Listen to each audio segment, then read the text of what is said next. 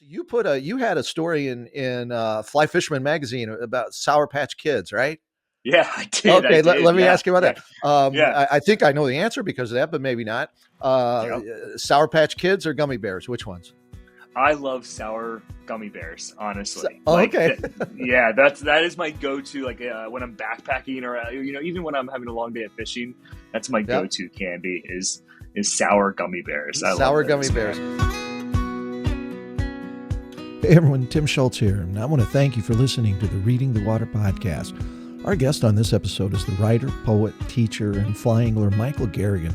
Michael's the author of two poetry collections, River Amen and Robbing the Pillars, and his writing has also appeared in the Fly Fish Journal, Gray Sporting Journal, and Drake Magazine, among other places.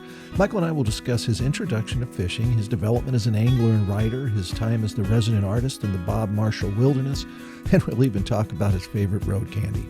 As a special treat, Michael will read his terrific poem, Liturgy, of Carp Becoming a God. Yeah, I'm really looking forward to chatting with him, so let's get Michael on the show.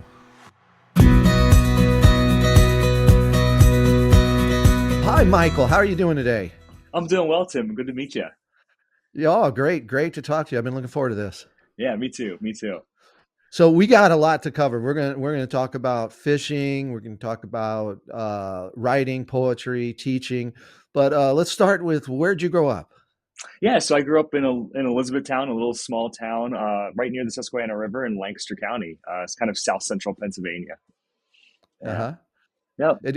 Did you grow up there the whole time? Yeah, I Childhood? pretty much. I was born and raised. My family's originally from like northeastern PA, the coal region, but they moved down here right when I was very little, and I went to high school here, and then I left when I graduated high school and went to University of Pittsburgh. So that's when I Okay, left. Yeah. Yep. left home, huh? Yep. So, Yep. how about fishing? Did you fish a lot as a small kid? I didn't. My grandfather and my uncle took me out a few times at family gatherings. Yeah, but my family really wasn't like outdoor centered people. Uh So huh. I came to fishing later in the game when I was in high school. I tried to fish a little bit. We would go down to the river, fish for catfish, spinning rods and like chicken livers and stuff, and Yeah. at night just to kind of get away from home and, not be there. Uh um, huh.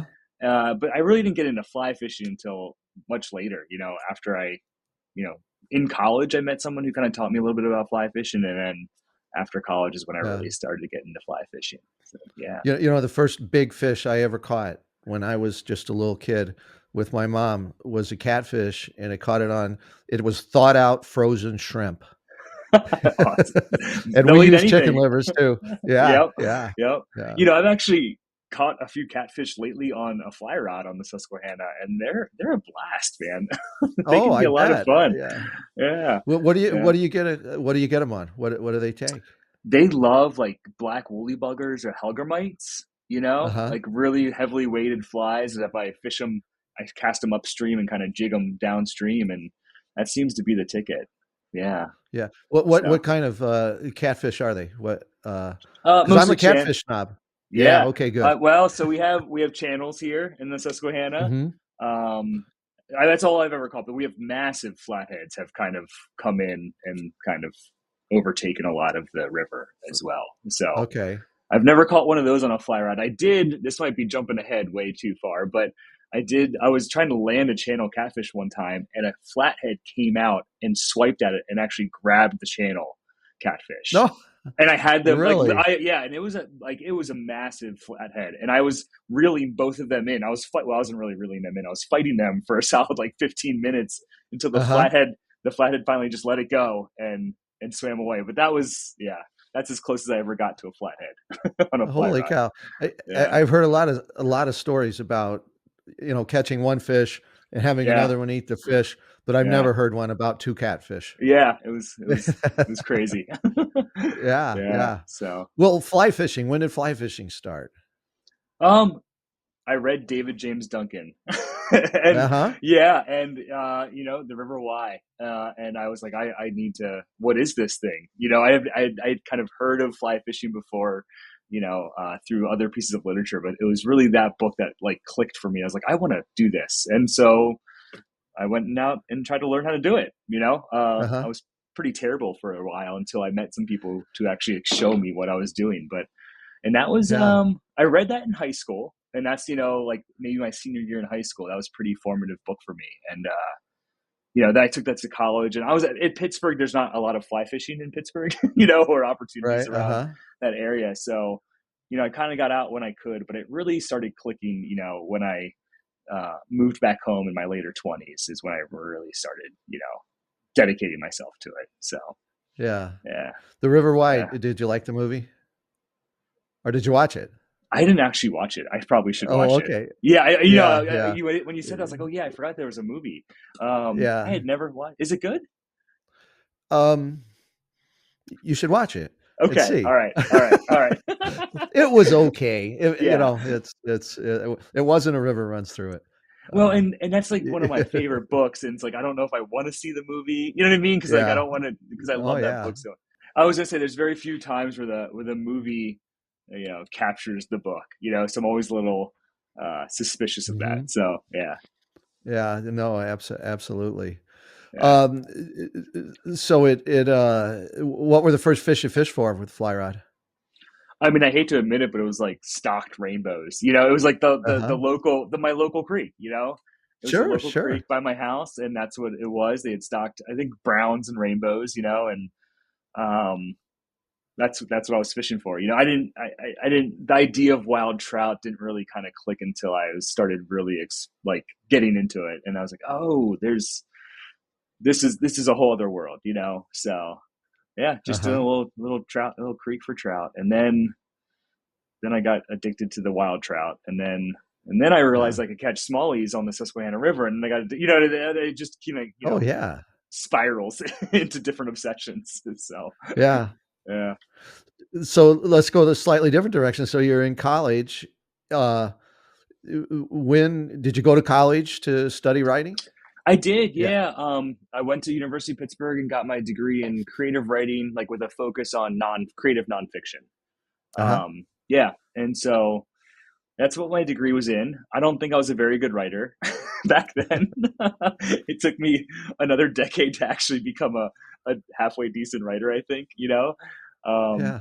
yeah, so that was my first degree. And then when I graduated, I wanted to, I had fallen in love with Gary Snyder. He was probably the first poet I ever, Sure. loved. And he used to do trail work out west. And so I was like, I want to do that. And so I ended up doing trail work for about 3 years up in Maine and out west in Colorado and California, kind of because of Uh-huh. that, because of him. And so, I fished a little bit. When I was up in Maine, I mean, I worked in Baxter State Park, and northern Maine was just that's a special place for me, and that's really Uh-huh. where I learned. That's where I learned how to fly fish, like the ponds up in Baxter State Park for brook trout, the green drake hatch and the West Branch for landlocked salmon. That was just like, kind of blew my mind. So Uh-huh. that's really where it clicked. And Okay. so, yeah, yeah. What And what then what about what about poetry? When did you yeah, start writing poetry? sure. And so, I would write poetry off and on for all through my 20s. And I didn't really even touch creative nonfiction again until I was in my 30s when I became a teacher. Oddly enough, like, um, it wasn't until I started teaching writing that I started writing myself again, and Uh-huh. I don't know why that clicked like that, but then I was like, it kind of reignited something, that I was like, oh, I love doing this. And that's really when I started really focusing on back on my essays and my nonfiction and my poetry was in my 30s. But I was writing the whole time, just never I didn't really do anything with it. It was just I have stacks of old journals, but I never even thought Uh-huh. about. I got a few essays published in some bike magazines, back in my Uh-huh. early Uh-huh. 20s, but it wasn't. I think I got an essay published in the Drake back when I was like maybe 32 or 33. And that was like the first ticket, Sure. and then I was, entering the world of fly fishing magazines and all that kind of stuff. But yeah, and then poetry just became a really big focal point then in my 30s as well. So Okay. Well, yeah, you just yeah. mentioned teaching. How Yeah. did that start? When did you decide you're going to teach? Oh, that's a good question, Tim. My mother always told me I should be a teacher, but I ignored her until in my mid 20s when I was doing trail work. I essentially spent 3 years living out of a backpack, which was wonderful. But I didn't really have a home. I really, literally lived in the backcountry, and it was Uh-huh. great. But I got kind of tired of not having a regular shower, and like living in a tent in the backcountry. And it was during that time I was teaching, I was leading crews. So I was teaching kids, like high schoolers and college aged kids, like how to pretty much live in the wilderness. And so I was like, oh, I think I'm pretty good at this. And I remember one night, I went back to Baxter State Park as one of my final trail crew kind of stints, and I was sitting on the deck of my Kidney Pond cook cabin, listening to Prairie Home Companion on a Saturday night on my little wind up radio because we don't have electricity or anything. And it just kind Sure. of was like, man, I should be an English teacher. Like I love reading, I love writing. I'm really digging this teaching kids stuff in the wilderness. I'm like, I could actually have a real job, that pays the bills. And so Yeah, yeah. that's what I did. I went back to school and got my teaching degree. Um, and I was, man, this is my 14th year. Oh my gosh, I just Okay. realized. Yeah, I'm halfway through my 14th year. So yeah, yeah, and I love Did it. you get, when you started, did you start where you wanted and teaching at the level you wanted? Well, I when I first got hired, it was 2010, and there was a massive it was a glut of teachers. They were laying people off. It was there was a recession and stuff, so it was a really hard time to find a teaching job. There's furloughs and stuff, and so I was really lucky when I got my teaching. So I just kind of took whatever job I was offered, and luckily I got offered in a school district. I'm still at the same school district. It's a wonderful place, Okay, yeah. and it's back home. Like I moved back to Lancaster, so I'm kind of Uh-huh. back along the Susquehanna, and um, I started teaching ninth graders for the first 6 years, and I gotta say, I'm glad I'm not teaching ninth graders anymore. It was a good bunch to learn with, but they can be a Yeah. lot. So I teach 11th and 12th graders now, and an AP language and comp, which is kind of a college level course, and I absolutely love it. Like I love the age group, I love the content. Um, I kind Yeah. of approach English from like a very philosophical standpoint, and Uh-huh. my students seem to really kind of like they're in that time of life where they're kind of asking those big questions. What am I going to do next? Who am I? What's the Yeah. point of all this? So it's a lot of fun. It's engaging. Yeah. Yeah. Do you now, um, well, I'll just get the point. Do you get to bring fishing literature to your class ever? Do you get to work that in? I try to slide it in when I can. It's on, Yeah, yeah. it's kind of always adjacent, or like I try to sneak it in. I don't have any like fishing specific novels I get to teach or anything like that, but I'll bring in some essays here and there. Like I'll bring a Dombrowski essay in, or, I always try to bring in some like poetry is easy for me to bring in because, that's an easy little lesson, so I try to Sure. bring in like, Todd Davis is a really great PA poet and great angler and a good friend. So I bring his poetry in, or I try to kind of sprinkle it in whenever I can. So Oh, great, yeah, great. yeah, Hey, yeah, excellent. Chris Dombrowski. So the yeah. wonderful writer, right? Body of Oh Water, yeah, River You Touch, just spectacular, yeah, yeah. spectacular books. And he's from Um, Michigan, right? As he's well. from Michigan, right? Yeah, Right. yeah, And if you listen to some interviews with him, and he talks about it in his a bit in his in the River You Touch book, but he had he kind of he should speak for himself, but my interpretation he felt like he was getting a little off track as a young man in high school, and yeah. but he tells this wonderful story about a teacher who Mm, just took him under his wing, and he said the first book he gave him was The River Runs Through It. yeah, And he said, "Go read that one, come back, I'll give you another one." yeah, And, he gave him Egwene stuff, and because he yeah, knew that he liked the out of doors, and yeah. it's such a great story. So, have you had that magic happen for you? Yeah, I mean, I hope so. I don't ever Yeah, want to assume, but like that's definitely why I love teachers. I get to kind of hopefully have a positive influence on these kids, and I've never had a student who was like really into fly fishing specifically, but I've had a few who are really into either creative writing. uh-huh. Like so I just finished one of my students did an independent study with me and she wrote this beautiful chapbook of poems. So I was able to kind of like I just bought her a bunch of like here's like 10 poetry books of people you should know, Riley. Yeah. I just kind of gave her like here Oh, you yeah. go, just have it. And then I've had other students who are like really into and just in the environment in general. So it's like, okay, here's Ada Leopold, and like I'll kind of pass these Yeah. books along, and it's kind of my duty, I feel, to pass the Yeah. word, the good word along, as much as I can. So, yeah. No, that's wonderful. Yeah, I'm biased, and of course, I think the magic always happens around fishing and in general, and fly fishing in Yeah. particular, but it happens all over the place. It happen Yeah. anywhere, Yeah. and it's my experiences with students in college, but they're not too different than the juniors and seniors in high school, That's true. and yeah, yeah, unless you're in you mentioned him earlier, unless you're in Lake Wobegon, uh, you also have to deal with students that just they're sitting in that class for some reason other than that they want to be there, Yeah, right? exactly. And it, Yeah. and it makes it so much nicer when they want to be there and you Yeah. can help them. That's Yeah. great. Yeah. So you said you get it, sometimes you get to work in some poems and maybe the fishing related poems. So Yeah. I'm going to exaggerate, but I'm not going to exaggerate too much here. Uh, Okay. I don't know how to read a poem. Oh, Help me. That's not nice. completely true, but do you do that with the students in your classes? Do you try to help them Yeah. understand, or can that be taught? Is it just it takes practice? Yeah, so that's a great question, Tim. And honestly, I don't think I knew how to read a poem until I heard other people read poems. Like, Uh-huh. I think poetry is meant to be read out loud first and foremost. Yeah. And also, like, I might get in trouble for saying this, but I hate when we overanalyze things. And I know I was an English teacher. I can overanalyze a metaphor, all the time. Uh-huh. I can analyze things to death. And so, like, I think sometimes as teachers we do that with poetry and with literature, and like, what's the symbol of this? So, like, I really try to approach poetry from a like hey, this is like, let's just talk about this piece, like a piece of art. Like, I don't want to overanalyze this. I don't want to, like, you're not going to have to write an analytical essay on this. Can we just experience this piece together?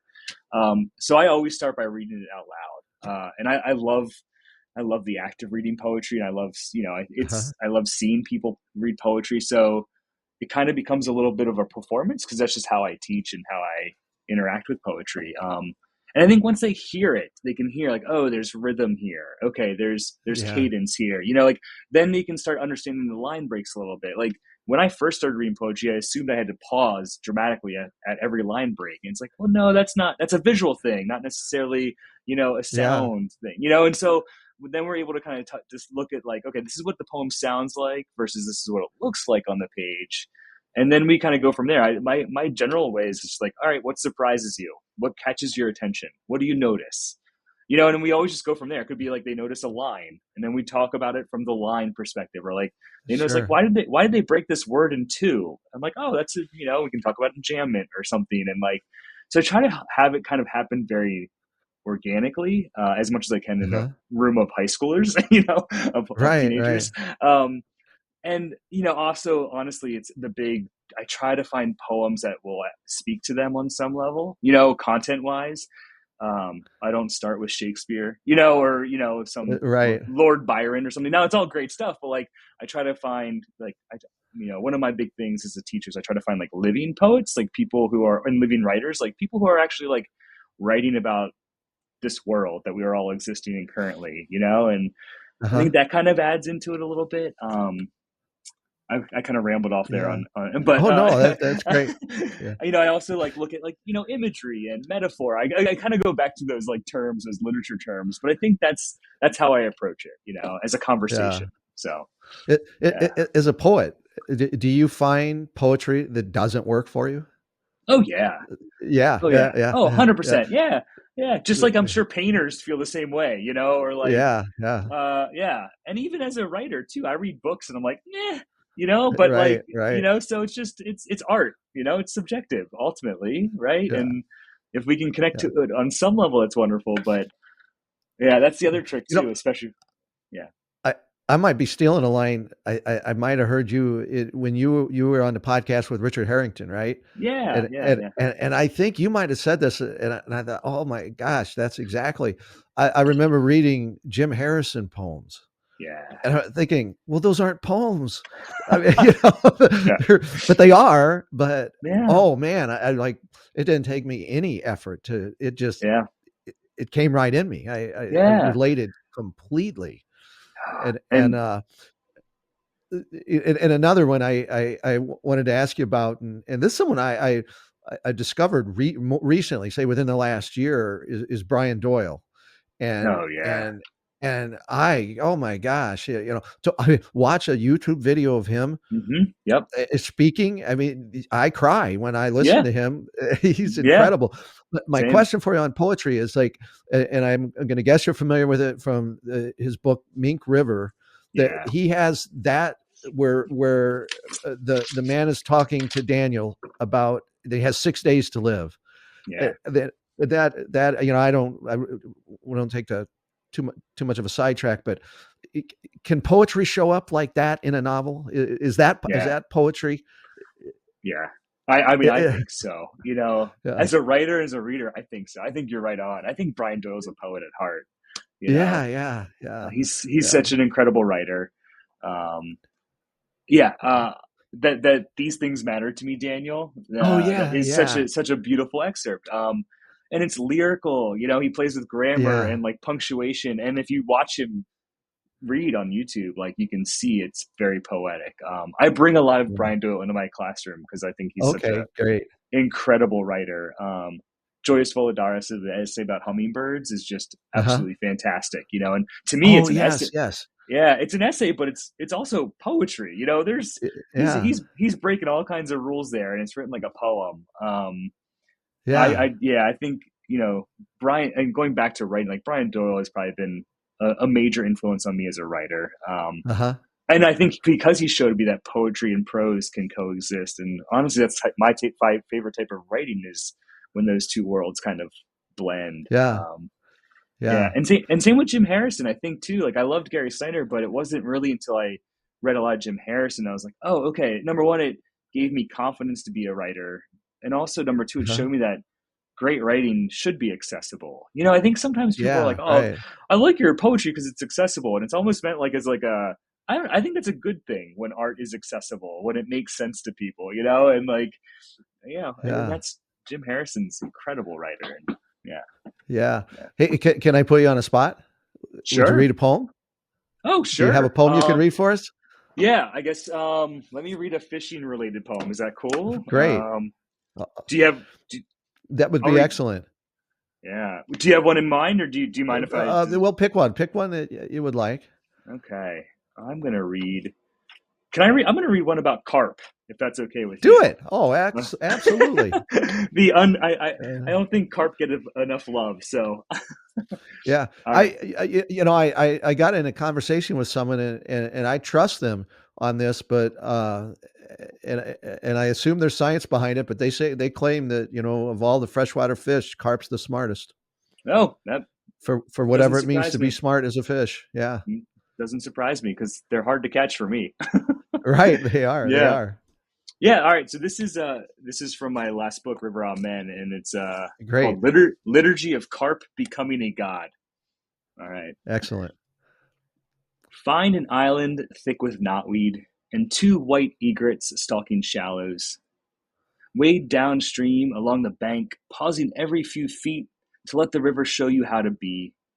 To make sure that the rocks and ledges you see are what they are and not what you want them to be.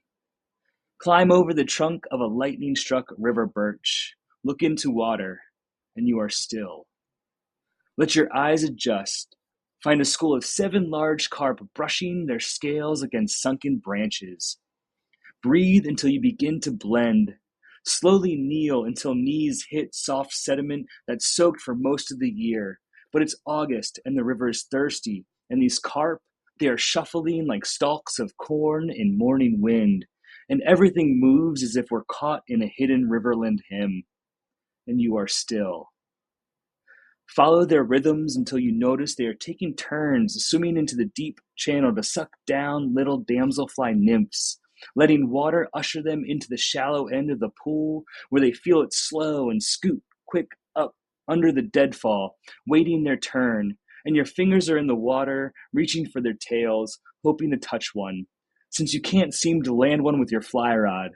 And now your palm is wet, and you brush off the memory of a wafer turned into body, amen, and a long walk back to your pew. As the next carp takes its turn, you slide your whole arm in and let it become water, and you are still, and haven't breathed in a few seconds, and you think you finally found the right words to build a prayer that will be heard. And when you exhale, they notice you, because that's what gods do, notice. And they dart off into the deep current, and your palms are left open. And once sediment settles, you consider sliding your whole body into water to become a river prayer flag, forever caught in current. Wonderful. Yeah, That is thanks. wonderful. Oh, that's great, Michael. Excellent. What, Yeah. so you, clearly you get carp. Do you catch carp? Well, I wrote, so that poem came after a whole summer of me trying. There's these massive carp on the Susquehanna, and like they are Yeah, so skittish, and like I spent literally a whole summer trying to catch one, and I yeah. couldn't. They kept tearing me off, and I just could not do it.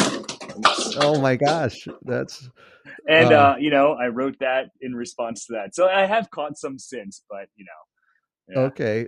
Someone who understands carp as well as yeah, you clearly do from that, if you aren't catching him there, they can't be caught. yeah, yeah. Eventually, I'll Oh, catch one. Hopefully, we'll see. yeah, okay. So have you caught a carp anywhere? I have actually, yeah, just not. Okay. There's one spot on the river that I was like kind of obsessed with. So yeah, I've caught them Oh, elsewhere now. oh, Yeah, that's the best ones though. That's the ones you wanna yeah, catch. yeah, exactly. Yeah, Yeah. Yeah, yeah, I've been, when I was a kid, I fished for carp with my mom, and we'd go to Pay Lakes, and there'd be a little shack at the Pay Lake, and we go in and buy these dough balls, this big chunk of stump, yeah, and you put the dough ball together and catch carp that way. And then as I got older, you're like, I don't fish for carp. I'm not a yeah, carp fisherman.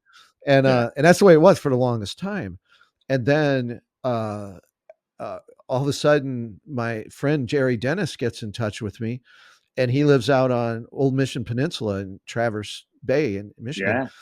yeah, And he's just, when he talks about it, his eyes are giant, and he yeah, was all excited. He was hooked on them, and he couldn't believe how great it was. And so I went and fished for them there with him, and I've done some on the northern shore of Lake Michigan, and I went out to Carp Island, to Beaver Island in yeah, Michigan, and fished for them. And they're those aren't my mother's carp, that's for sure. yeah, You yeah. know? They're smart. They're incredible. They're incredible. Yeah. But so your writing in general, what mix of it is fishing versus non-fishing? Yeah, so when I first started writing, it was almost all fly fishing, like Uh-huh. with, Uh-huh. even with poetry, my first two books, a lot of it has been fly fishing focused. And a lot of my creative nonfiction, is fly fishing, writing for magazines and stuff like that. Only in the past couple of years has it kind of moved towards something else, so I'm still writing about fishing. Uh-huh. But definitely my poetry has taken, I'm looking at other subject matter through my poetry, and also um, I've been working on a novel for the last year, so that kind of Oh. has kind of pushed aside the nonfiction. I've been trying to work on so uh, it'll always come back to fishing, but Uh-huh. yeah, Yeah. yeah. Yeah, maybe this isn't an easy question to answer. How far along do you feel you are on your novel? Well, yeah, good question. I'm on my second draft, so I haven't Oh, fully wow. drafted. Okay. Yeah, yep. So Yeah. I'm on my second set of revisions, and um, Yeah. And trying. there's not a single scene that involves fishing? No, there is some the one character fishes. Yeah, there's definitely. I mean, I have to include it, right? Yeah. So it's not a fly Uh, fishing focused book, but there's some fly fishing involved. Yeah. So yeah. yeah, That's excellent. Excellent. yeah, So, I've talked to a couple other people about this, and recently, a fellow named Tom Carney, who writes a lot in uh, uh, hunting, bird hunting, and yeah, dogs, and he he's gotten more interested in fly fishing literature, and he sent a question to some of us, and he said, "Why is there so much better writing about fly Mm, fishing, in his opinion, than there is, say, about bird hunting?" There's good stuff there, but he feels it's much better in fly fishing. Have you ever thought about that? Like, why aren't yeah, there so many great writers about, and maybe there are, and I just don't know about golf or bicycling or yeah, bowling or yeah. pickleball. I don't know what, but Yeah. because but what do you have thoughts on that? What is it about fly fishing? Yeah, that's a great question. I mean, because I'm sure there's great writing about everything, right? I agree with you there, but you're right with fly fishing in particular. There's like a whole, collection of literature. And I think maybe for a couple of reasons. Number one, I think the act itself is very lyrical in nature. Just like, the way you cast and the way you move up a stream. For me as a Uh-huh. writer, kind of like embodies how you write a poem or how you write prose or an essay. Those same physical movements also can show up in your syntax and your word choice. And also I think just the river, like being in water, like it's such like a potent symbol, of, it shows up in Siddhartha, it shows up in almost every religious text, it just shows up all the time as like water as this Right. symbol of whatever it can be. It's a metaphor that you can always kind of step into, and so I feel like maybe fly fishing gives us access to that, to that realm. I don't know, Yeah. and just the beautiful places it takes us to. Like, how can you not write about the stuff that we see? It's Yeah. just, Uh, yeah, yeah. It's yeah, incredible. My son asked me this the other day too, and he came to Montana with me once, and we're out at dinner, and there's a bunch of writers around a table, yeah, and he said, "How does this happen? Why are there so many writers around, yeah, fishing, and why does fishing have so many?" And it's interesting. I think there's a lot of similarities in the because I look at every outing as a story, yeah, and it yep, really is. It's so much more than, someone will ask you, "Did you get any?" yeah, And that's just like, well, yeah, I don't remember how many I yeah, got. Yeah, but I yeah, remember a lot of other things about it. yeah, Uh, so a lot of people talk about a voice, a writer having a voice. yeah. Who influenced your voice the most? And was there anyone early on that you found yourself mimicking when you try to find Oh, a voice? yeah. I mean, poetically, I mean, I already said Gary Snyder and Jim Harrison, Yeah. right? That was, Uh-huh. and imitation is the finest form of flattery, I guess. Or like even, and we all kind of imitate, right? Like Dylan Right. imitated Guthrie, like we and we all kind of imitate our favorite artists, but those two were kind of seminal in my poetic voice, and that's kind of grown. I'm always looking for different voices to kind of play off of with my writing. And with fiction or with prose, I mean, obviously David James Duncan and Brian Doyle, but then Dombrowski is just an incredible writer. Like I Yeah. love the way he writes. Uh, yeah, so those would Uh-huh. probably be the big ones for me. I was a big fan of the Beat generation when I was in high school. The Beats Uh-huh. were an early influence. I've kind of grown away from them quite a bit, but they were definitely there. So Okay. yeah, Yeah.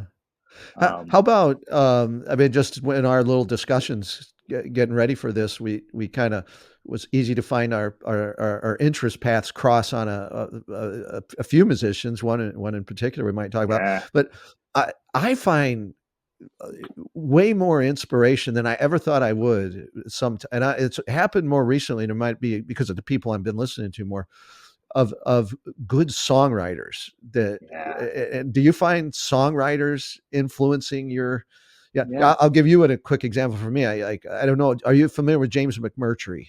Oh my gosh, yeah, yeah, Oh, he is yeah, just his songwriting. After I discovered it, yeah, late, I yeah, just can hardly stop listening, and he can. I mean, I think his songs are literature to me. yeah, They're excellent, and but there's so many inspirations. I use his line. I mean, I'm imitating him a lot, and because nice, have an idea, and then I'll try to find another way to bring that idea out again. nice, But how about you? How about you? yeah. Have you had Oh, musicians that have oh influenced yeah. your writing? Oh, Yeah. yeah, very much so. and just in general, music is always a very large part of my creative process. Like, you can kind of see I have a whole big stack of records there.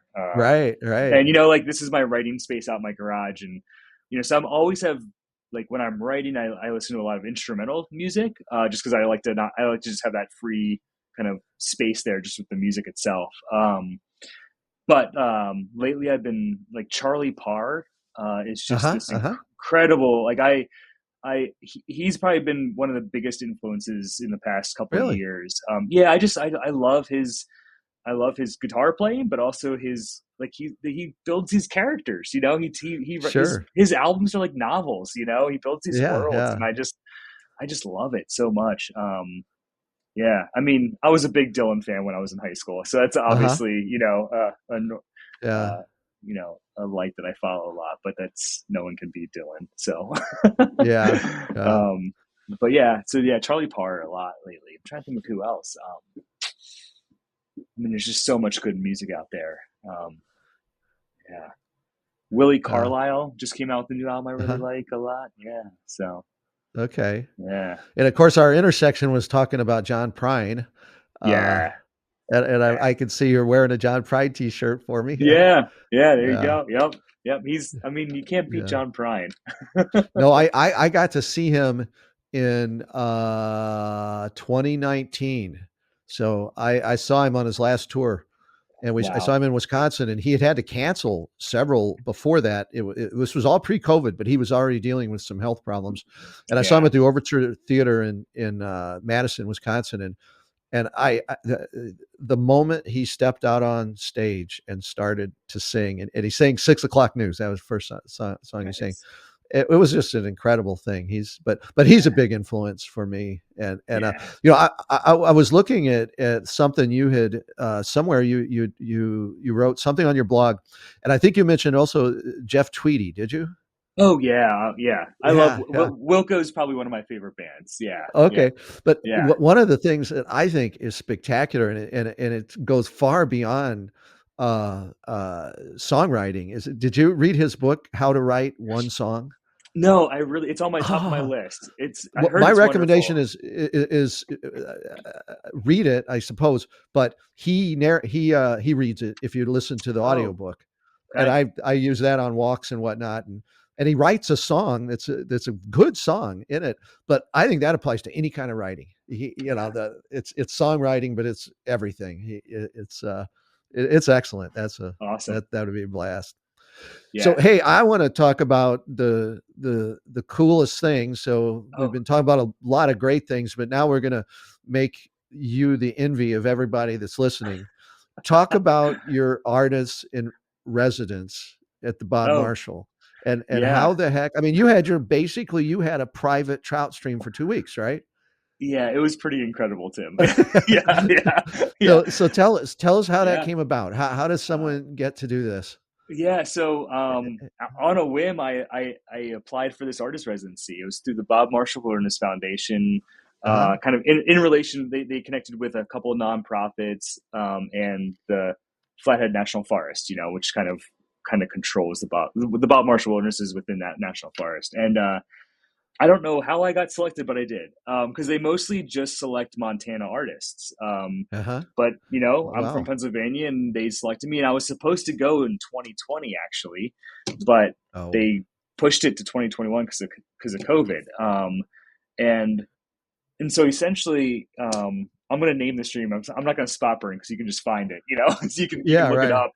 But yeah, so essentially I got to, I drove out. I took 2.5 days. I think I drove like for 15 hours, 2 days in a row, and like drove my truck out there. And I met them at a trailhead. I met a mule team. They had a team of mules, and they packed, I didn't have much gear because I was just going by myself, even though they told me I should bring someone. I couldn't Uh find huh. anybody to go with. So I was like, Yeah. well, I'll just do it myself. My wife was like, nah, I'm good. Just don't get eaten by a grizzly bear, which I respect. She didn't want to do it. So, and they packed all my gear into this backcountry cabin along the middle fork of the Flathead River in the middle of the Bob Marshall Wilderness area. And so I got to stay in this off the grid old ranger cabin. There's no electricity, no running water, a bunch of mice, Uh huh. and it was on this ledge right along the middle fork. And um, it was incredible. For 2 weeks, I had a little Forest Service radio, so every day I had to call in at noon to tell them that I was Uh-huh. still. I was like, "Hey, I'm okay." I called into the nearest fire tower, and to let them know I hadn't gotten eaten by a grizzly or anything. And so I spent my days fishing, and my evenings I would sit on the ledge, and I had this ledge. It was like the ledge looking down in the river down valley, and I would just Uh-huh. kind of sit there and drink my bourbon and write my poems, and it was good. It was a good time. D- It did was you see awesome. any did you see any other people for 2 weeks? There was a couple of backpackers that came through, but Uh-huh. that's about it. So I ran into a few people here and there, but for the most part, I was by myself. And And nobody brought you food or anything. You had no, everything you had you took in. yep, yep. And Yeah. so I had a little stove, and a mule brought a cooler, which was nice. So I did have some like fresh food for probably about the first week, but the second week it was kind of like you know backpacking Uh-huh. dehydrated food, So Sure, sure. so I was definitely Yeah. yearning for some good food by the end of it, but I'm not going to complain. It was worth it. Yeah. And so I did some hiking. I hiked up a couple mountains while I was Yeah. there. And yeah, I mean the fishing was stupid, incredible. Like I can't, Yeah. I'll never forget it. I mean, I had Yeah. I would just float like throw like big pink, I mean sorry, purple like foam hoppers or purple hazes, some caddis, Uh-huh. and like that was it. That's all I did, and just catch cutthroat after cutthroat after cutthroat, and just like Oh my gosh. yeah, it was pretty. I mean, it was Yeah. pretty awesome. Yeah, I've had in Montana, I had a couple experiences on a stream, crystal clear, a lot yeah, of cutthroat, and I know a lot of people give them a hard time. They feel like, oh, they're too easy to catch. I think I don't know. I never got tired of it, yeah, yeah, and, yeah. and they're Maybe I'm and a they're gorgeous fish. yeah, And I think I've always thought of brook trout as being the trout that if you want to catch them, you've got to be in the most gorgeous places. yeah, But it seems like cutthroat are right with them, right? I mean, yeah, that's just gorgeous, gorgeous yeah, places to catch those fish, and yeah, I think they're wonderful. yeah. Same. And there's something about their their gumption, right? I mean, Yeah, they're there to play, right? they are. They're not And, going to and sulk. yep. And I had Yeah. never fished that clear of water before, so there's a few times where like. I would see a fish rising towards my fly, and I would set the hook way too soon because I got so excited. I'm like, "Oh my gosh!" Like you can Yeah. watch them come Yeah. from these deep emerald pools, and Um, Yeah. yeah, it was Yeah. fantastic. Did Call me did as you did you good. ever it sounds like you may have never needed to. Did you ever put a dropper of any kind of nymph below your try? No, I did that yeah, and cuz they weren't coming up and I yeah, put a dropper on, but the lesson I learned from that is that in situations where you can't see below the surface, you're missing I bet you're not hooking 8 out of 10 that take your fly. yeah. I could not believe how many times I would see them take that fly and the dry fly would not even move. And they would Wow, have it in their mouth and I would hook them. If I waited for the dry fly to move, they would let it out most times. wow, And so it wow. was amazing being able to see those fish. And you Yeah, realize how many fish you're probably missing anytime you're fishing below. So that's yeah, one of my reasons I just fish on the surface now. yeah, yeah, yeah. That I don't Understandable. have to Yeah, worry about. I yeah. don't have to worry about what I'm missing. At Uh, least if you miss it, you miss it. Like then that's you see right. the That's yeah. right. I Yeah. also loved fishing for whitefish out there. They were a blast, Oh man. yeah, Yeah, yeah. man, those are those they like they would be like every Uh, evening there'd be a little caddis hatch, and they would go nuts on for those dries, man. They were fun. They were just as much uh, fun as the they're they're great buddies. because you get to fight them twice, right? Yeah, You fight them to get them to you, yeah, and then once you get them and try and get that hook out of there, they yeah, just go all muscle again, yeah, and yeah, they're like wrestling with you now. yeah, yeah. Uh, that's great. How about that? Must have been grizzly territory. Yeah. So I saw one grizzly when I was fishing. It came down a scree slope, maybe 50 yards ahead of me, and Uh huh. the wind was kind of blowing towards me, so it didn't smell me. And I just Yeah. stopped. I watched it. Like I had bear spray, obviously, and then the minute the wind shifted towards my back, it turned and looked at me, or It like just looked like, towards me, yeah. and then kind of looked, stared at me or steered in my general direction, and then luckily just turned and ran away. So that was the Uh-huh. closest visual I had, but there was definitely a few times when I was hiking where I would just make a ton of noise because I was probably being overly cautious. But I definitely it sounded like I was spooking them ahead of me, and I would hear them kind of or something Yeah. large running down the mountain and stuff like that. And I'd come across some fresh scat lights flickering. Oh, okay. But Yeah. yeah, So if you uh, if you didn't use this radio and call in one day, the yeah. protocol was someone would come looking for you then? Yep, yep, Yeah, that was the yeah. protocol. Yeah, and I Oh also my had one of gosh. those. I had one of those Garmin. My wife made me get one of those Garmin InReaches that Sure. which was really smart. So that had Yeah. an SOS thing on it if I needed it. Um, but I mean, I was pretty cautious. And I just wet waded. I wore sandals and wet waded almost the whole time, because the Uh-huh. water was so nice. And if I fell in, I just swam. I needed to, I would swim in the river every day anyway, just to kind of, wash off the Yeah. grime. So it was Yeah. fantastic. Yeah. So And you were an artist in residence, yep, and you must have, put some kind of proposal to them and said, "These are yep. the kind of things I wanna work on." Did you get them done? Yeah. So during that time, I was able to kind of finish the edits of my last book, River on Men, which came out in April. And then Oh, great. and I started pretty much my next poetry collection I've been working on ever since. So Uh-huh. I was able to kind of do two things where I was able to have the space to revise, but then I was also able to kind of get in that creative mindset as well, where I just kind of created and gathered, and I'm still kind of working through some of that material, honestly. So yeah. So when you're not in the Bob Marshall Wilderness and you're working, do you work on a notebook computer typically at home? Yeah, What were you working on out there?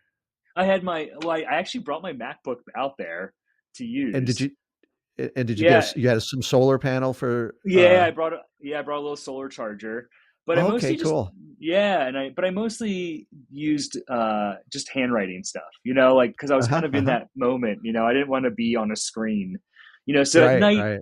yeah, like at night in the cabin, I had those little propane lanterns.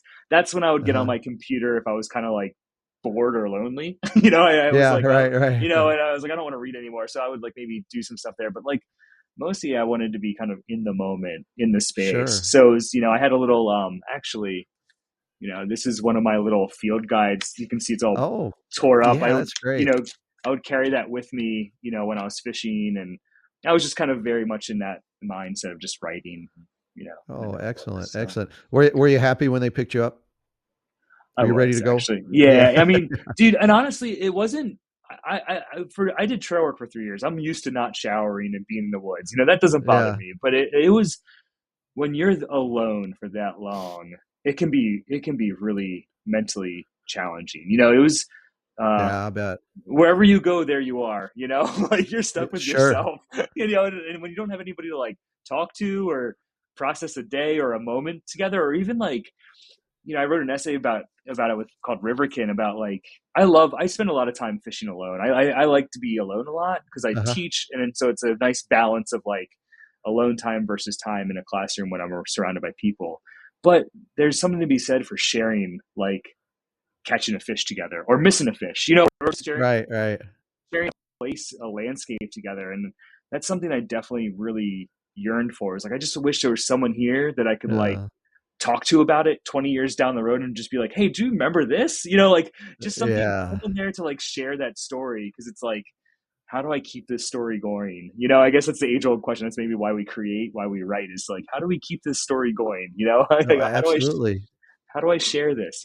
So, Yeah. it was nice to go out, get out and, I think I got some fast food. I drove almost straight Yeah. through to North Dakota. I was trying to book it home because I was like, I'm ready to get home. So I yeah. remember the first time I took a long canoe trip through Canada. I think we Oh were gone wow. for 8 days and, and there was a float paint plane picked us up and brought us back to Armstrong Station, Yeah. wherever we were up there. But, uh, every night taking a bath in the water, in the river or the lake we Yeah. were in was so cold. It was just Yeah. freezing, but the water that when you drink it, you clean it up and purify it and drink it. It wasn't cold. So the thing I remember so much when we got back to civilization, how great that first glass of ice water tasted. Yeah. Yeah. It was so good. Yeah. That's Uh, I never thought that would be that way, but I yeah. wanted that ice water so bad. Yeah. Yeah. Do you plan to do another one of these? Yeah, I probably will at some point. I've kind of learned from this experience that I kind of actually reignited kind of a love for the backcountry. So my new thing, I think, is like every summer I try to get into a different wilderness area and hopefully catch a different type of native trout or native fish species. It's kind of like, Sure, sure. yeah, it's kind of like a good way for me to like focus my travels. So that's kind of whether or not that is connected to an artist residency. I think it's definitely become kind Uh, of a yearly thing. It's like, okay, I need time in the backcountry, and I need to explore new watersheds. So yeah, yeah, yeah. And there's certainly artists in residence programs that aren't so extreme, right? yeah. Where, yeah, So yeah, this one was pretty unique. Like this one, yeah, yeah, most of them you're with somebody else and you're front country. Even national parks yeah. have artist residencies. This one is like it takes some backcountry skill, and like um yeah, so it was definitely there's not many Uh, like this one, honestly. I haven't come across any others that are like there's one in Isle yeah. Royale. Um Uh-huh, uh-huh. that's pretty remote as Okay. well. But Yeah, right, right. yeah. Yeah. Well, that might be the answer to your question, how they let someone from Pennsylvania do it when it's mostly Montana people because maybe no one else wanted to do it. Yeah. That was an who's crazy artist. who's Yeah. crazy enough to do it, right? Yeah, right, Yeah. right. Yeah. Hey, we'll talk about some more fishing, yeah, but that idea of fishing alone, when you go out with a friend and you're fishing, Yeah. is it, I know, it'll vary with circumstances, but do you typically go together and then split up and go fish alone and then come back and Yeah. tell your stories, or do you often fish together, or does it just depend on the situation? It's a great question. It's funny. As you're asking, I'm thinking about the people I fish with, and like I think each person's almost like a different language. So I've got one guy who's all about like you fish and I'll watch, and then I fish and you watch. Like that kind of, which is fine. Sure, sure. Then I have a friend who's like, all right, see ya. I'll see you. Like we're gonna like hole hop, but we're gonna be, I'll see you at the end of the day, kind of. And then I have another friend who's like, we kind of fish right, back and forth, back and forth. So Yeah. it depends. And I also have another friend who we kayak the river a lot. And when we kayak the river, we'll definitely split up and kind of like, kind of slowly meander our way back to each other and stuff. But we'll have certain points where we're like, all right, I'll see you on the other side of this island, or whatever. So yeah, it's kind of fun. Uh-huh. Each person, each fishing buddy has a different language. Absolutely. So Yeah. yeah, Yeah, and it depends on the rivers. Some of the rivers yeah, here, if I fish with someone, we'll split up. If we split up, we're just not gonna see each other because 'cause they're small. But a lot of times yeah, we'll instead of hole hop, we'll fish hop. If there's yeah, enough fish in it, you just say, yes, "Okay, you as soon as you yeah, catch one, I go." And we just keep yep, keep changing. Uh, yeah, so, the Susquehanna, do yeah. you literally live on it? Are you on the river, I mean, well, I'm or like, near it? yeah, I mean, I can see it out my front door, through the Well, woods. There's, okay, that's good enough. I Yeah. mean, yeah, so like there's woods between myself and the river, but I can see it from my bedroom window. So, Okay, excellent, yeah, excellent. and I So, walk along it every day. So, yeah, well, tell me about that river. I don't know yeah. much about it. Yeah, tell You us. know, it's it's funny. I just finished an essay about kind of my love for the river because I feel like it's uh often overlooked. I mean, I mean, there's obviously, it's not it's not a pristine river by any, Uh-huh. it goes into the Chesapeake, but it has its fair share of issues like political pollution and things like that. But it's such a diverse fishery. So where I live, we have a couple dams between us and the Chesapeake, so it kind of creates these little like lakes. And I don't really kind of spend much time there, but in between those lakes and even up north from us, it's just um, so much different character. I mean, it's one of the oldest rivers in the world. It was here Uh-huh. before it was formed before the Appalachian Mountains, honestly, which is cool. Really? Yeah, Yeah. yeah, yeah. The mountains formed around it, and so let's see. It has a spectacular smallmouth bass fishing. it has kind of gone up and down in the last 10, 20 years, but it's on its way up, I think. And now though you're seeing a lot of flathead catfish come in, so a lot of guys are fishing for flatheads. That's a big thing, whether you like that or not. Uh-huh. It's got its fair share of carp. It's got its fair share of Mhm. it used to have shad, no more shad, unfortunately. Um, yeah, but it's an awesome river. You can float Mhm. it, you can wade it. Like, okay, Yeah, I was going to ask. Do you weight it? Do you float it? Do you both? yeah. Some guys have John boats. I have a kayak I can get around on really easily. But Okay. in the summer, like my favorite time is in August when I can like wade. I can literally wade almost all the way across it, Oh wow. and Okay. which is awesome. And just like you fish these different. It becomes a completely different river. When the Uh water huh. drops Uh that huh. low. And the smallies, you just put on some sort of popper and it's a blast. Yeah. Yeah. Oh, that So sounds wonderful. Yeah. yeah, yeah. Yeah. Next time you're in Pennsylvania, come down and I'll Oh, show you I around would too. love to. I would love Yeah, to. I love smallmouth. It's same. yeah, yeah. They're Yeah, great. I, yeah, they're incredible. Y- y- so let's see. So we talked about some of the places you fished when you were younger, yeah. Bob Marshall, Susquehanna. But do you have like a favorite place you've ever fished? Oh, I mean, it's gonna be tough. I'll say this. There's all right. So there's the West Branch of the Penobscot is very formative for me. Uh huh. If I have to name some places that have like shaped me as a fisher, as an angler, that's definitely one of them. Sure. I mentioned the Middle Fork, and I'm a sucker for little brook trout streams. Especially in Pennsylvania. Like there's a couple. There's one in particular I'm not going to name that my buddy and I. It's about a six Sure. mile hike in, and you hike down into this ravine, and it's a tributary to the Susquehanna. So you hike all the way down to the mouth, and you fish your way back up, and like I love those types of streams. Like that's probably Oh one of my gosh, favorite yeah. streams. Like it feels like I think Pennsylvania doesn't. People don't realize how many wild areas and public land we have in Pennsylvania, and like you Uh can huh. really get lost. And it's awesome if you do Yeah. some digging. That's probably one of my favorite places to fish. Give me a nice freestone, like a mountain, brook trout stream. Well, Michael, let's switch a little bit. What do you got going on now? What are your current and future projects? Yeah, so I'm working on a couple of essays. I started writing some fly fishing focused essays. But really, my main focus, I kind of mentioned it earlier, was this novel I've been working on. I got a second Yeah, draft yeah. done, and I'm hoping to send it out to some agents and kind of get the ball rolling on that. I've never done that before, so Uh-huh. that whole process is brand new to me. But I think it's got some legs. It's not a fly fishing specific novel, but it definitely has some scenes in it. And I'm still working on my third book of poetry as well, which I had started back on the Oh, artist residency. And so I feel like I have a trajectory for that. It's more going to be more narrative, if that makes sense. I've uh-huh, got some uh-huh. characters in this book, in this poetry book, that are kind of telling the story. And so I'm hoping I'm going to spend the summer. That's kind of my goal, is Okay. to kind of spend the summer gathering even more ideas and kind of honing that and focusing that down into hopefully something worth putting out there someday soon. Oh, great. So Hey, besides just going to have a fishing story or two, maybe, or a fishing scene in your novel, can you say any more? Is it murder, mystery, yeah, romance? What do we got? sure. What are we looking for? Well, and I think it might be young adult, Okay. in some way. Yeah. And so I'm kind of framing it as a young adult version of Monkey Wrench Gang.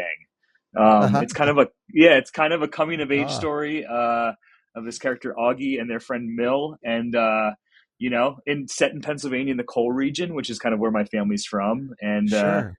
yeah, they kind of do some, uh, they blow up a fracking tanker kind of deal, and it's kind of cool. I think Oh, I think it's that'll be good. great. Yeah, Yeah, yeah, yeah. yeah. Hey, we're getting close to wrapping up. Let's go with some just quick round questions. They're coming Okay. from all directions, so get ready for All this. right. All Let's right. see. You had a story in Fly Fisherman magazine about Sour Patch Kids, right? Yeah, I did. I Okay, did. let me Yeah, ask you about yeah, that. yeah. I think I know the answer because of that, but maybe not. Uh, Yep. Sour Patch Kids or gummy bears? Which ones? I love sour gummy bears, honestly. Oh, Like okay. that, yeah, that is my go-to. Like when I'm backpacking or even when I'm having a long day of fishing, that's my Yep. go-to candy is sour gummy bears. I love Sour gummy those, man. bears. Yeah. You could get a bag and they only have one flavor. What's that flavor going to be? Oh, geez. Oh man, watermelon. Watermelon. All right. Yeah, yeah, yeah, for sure, for sure. Okay. I won't count gummy bears as real food.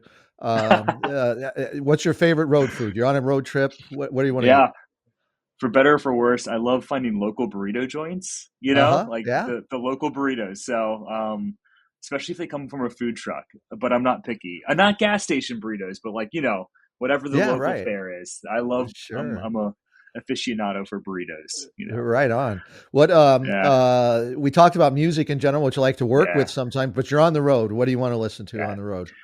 So if I'm on the road, I am like, if it's a long road trip, I'm definitely, this my freak flag is going to fly here. I love 74 Grateful Dead, like that, or mid 70s Grateful Dead.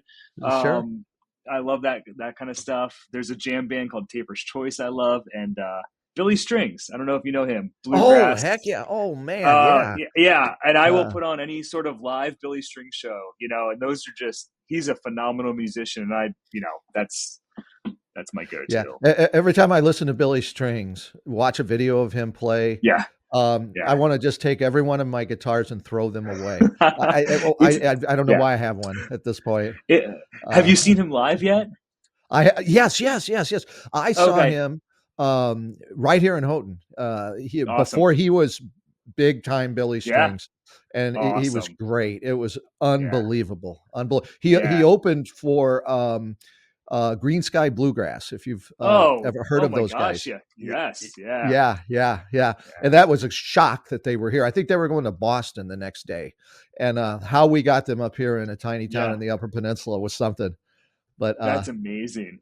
Yeah, because he's a local Michigan boy, he's a Billy local. String. Yeah, So yeah, that's right, yeah, right. Oh, yeah, he's incredible. He's yeah. incredible. And Uh, his live shows are just phenomenal. Like yeah, just amazing stuff. Yeah, him and Molly Tuttle. yeah, Yeah, huh? yeah. She can play. She's wonderful. Yeah, Um, she all really right, so you can. don't have music. You can't. You decide you're going to take out. You're on the road. You're going to listen to Yeah. audiobooks or a podcast. I'm a fan of podcasts, actually. Yeah, Yeah, yeah. I don't listen to many audiobooks, but I'm a big fan of podcasts. If I'm in the mood. Okay, Yeah, sure. yeah. Favorite breakfast food? I mean, oh geez, I mean, I'm an old school, just kind of eggs and sausage, eggs and bacon and hash browns. Uh huh. That's my go-to. Yeah. Or I'll say this: when we're camping, my wife can make some killer huevos rancheros. Like Ah, that's like that's probably my choice if I had to choose one specific food. It's when we're camping and she pulls those out and she makes those. Those are pretty excellent. awesome. All right. Yeah. Yeah. Let's talk about some fish a little bit. Worst place you've ever fished? Yeah, so I want to say this is my non-answer. I don't think that is a worse place, but I'll tell you this: I fish in a lot of like kind of acid mine drainage recovery streams in like Uh huh. northeastern PA. That have like they're literally like orange because Oh my gosh. they were once dead, and a lot of them are thankfully kind of being reclaimed and recovering. And so to the naked eye, they look pretty terrible, and there's usually kind of running through some pretty rough areas. But I tell you what, I catch some beautiful fish in these like wild brownies and Uh wild brook huh. trout have kind of come back into these post-industrial streams in Schuylkill County and Carbon County and stuff. And you might run into some syringes and a lot of trash and Oh no. some people you may not want to run into, but you'll run into some beautiful fish as well. So Uh, that's my answer. So okay. Well, it's kind of like the yeah, intersection of ugly and hope, right? exactly. Yeah, Yeah, and yeah, and there's so much of that, at least in the coal region of PA. It's like, well, yeah. that's what it's slowly coming back, hopefully. That's great. So yeah, Number one fish you have not caught, but you would like to catch. I mean, I've been kind of slowly being obsessed with golden trout, like native Uh-huh. golden Uh-huh. trout. Okay. They only exist in a little watershed in the southern Sierras. I would really love to catch one of those. But I also, um, an Atlantic salmon as well, Uh-huh. if I can Uh-huh. name two. I've caught landlocked salmon, Oh, yeah. but an actual sea run Atlantic salmon would be amazing as well. All right. All right. One Yeah, more. You can only fish dry flies, streamers, or nymphs the rest of your life. And I'll let a yeah. dry fly be a popping bug if you want it to be. What do you choose? That's easy. It's dry flies, Yeah. Yeah. just especially that caveat you just said. If I can throw poppers for bass and that counts, I'm all about the dry fly then. Uh, Streamers, I'd be like, a second, and then a far third would be nymphs. I do uh-huh. fish nymphs, whatever Yeah. catches fish, but definitely dry flies. They're nothing beats a fish coming up for a dry. Yeah. Yeah. Excellent. How about Well, you? Michael, oh, for me, it dry flies. No Yeah, question about it. Yeah. yeah, Yeah. yeah, yeah. Absolutely. Yeah. Awesome. Michael, it's been a pleasure. It's just wonderful getting to know you, and I'm sure all of the listeners have enjoyed it too. If people want to learn more about you, I think all of your books, a lot of your Hmm. writing, they can learn about Sour Patch Kids. They can read a lot about you have some of your notes from Bob Marshall on your website also, right? And that's I do. Yeah. Garrigan, MGARRIGAN.com. Perfect. Yep. All Yep. right, so And people can learn about you there. yeah, they can find my email, reach out if you want to, buy a book or go fishing or, just say something. Excellent, excellent. Well, I hope the next time you and I meet, it's not looking at each other on a computer screen, but we're standing next to a river or a stream. How's that? I, I really hope for that. I hope for that, Tim. That'd be amazing. Yeah. All right, wonderful. Well, it's been a pleasure. Yeah. It's been awesome. Thank you. I'm so grateful for you having me.